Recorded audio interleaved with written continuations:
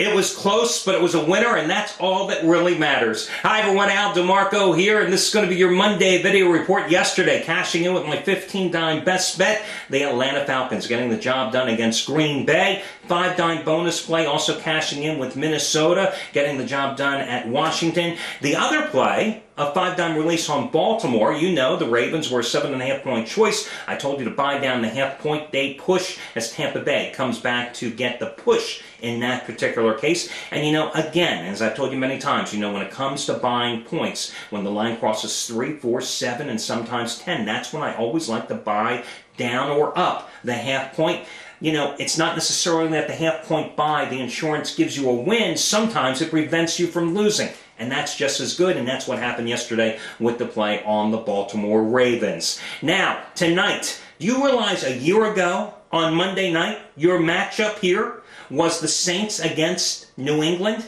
Tonight, we get Arizona and San Francisco. Who in their right mind in the NFL offices decided to give these two teams a primetime spot late in the season? I mean, are you kidding me? This has got to be the lowest rated TV game of the entire year. It must be. I mean, what's CBS got on TV tonight? Is the Big Bang Theory on tonight? I mean, there's got to be something better to watch than these two teams. But the fact is, because these two teams suck or not, it really doesn't matter. It's still a 50-50 betting proposition. Somebody's going to win, somebody's going to lose, and there's still money to be made. I'm going to break down this game for you tonight, and let's get to it, but in a moment, because first, let's recap how week number 12 of this NFL season has gone so far. Of course, it kicked off on Thursday, Thanksgiving. Well, again, for the 9th time in 12 weeks this season, the underdogs have ruled the roost here in Vegas. They go 9-6 against the odds makers coming into tonight's game. The underdogs now 19 games over 500 for the season.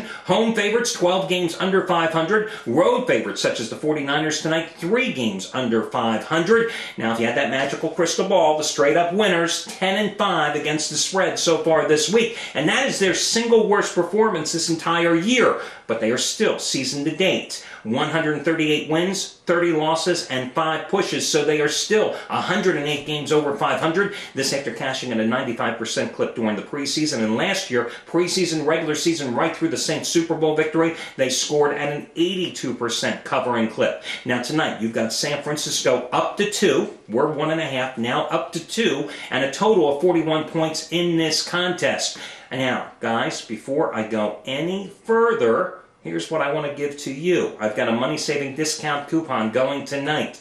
$15 off any single purchase.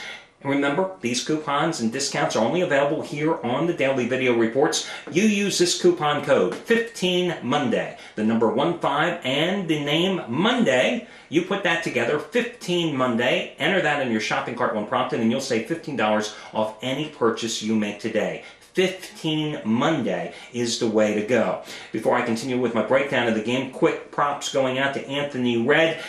You know, I told you a couple days ago, Anthony Redd, a real ball buster. I was on Oklahoma State on Saturday night. He was on Oklahoma. That was a 100-dime winner for him. Yesterday, came back with his 4th ever 100-dime play in the NFL in his career, cashing in easily with the Jacksonville Jaguars. Part of a 3-1 NFL performance yesterday that also included 30-dime winners. I believe it was on San Diego and Kansas City as well. His net profit the last 32 days is 673 dimes. You might want to check out A-Red tonight, because he has his 5th ever NFL 100-dime play of his career going on your Monday night side, Arizona and San Francisco. And again, hit the 100-dimer yesterday on Jacksonville, 100-dimer on Saturday with Oklahoma. So that's what he's got going tonight. Also, props going out to Craig Davis. Yesterday, he made it 7 straight 100-dime NFL winners as he cashed in with the Tampa Bay Buccaneers as they managed to cover that 7.5-point number, and he had bought the half-point up to 8 anyway, so he had extra added insurance,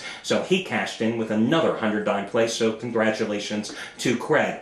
As for me tonight, I've got to be honest with you guys, I don't like the side. I think the total is the way to go.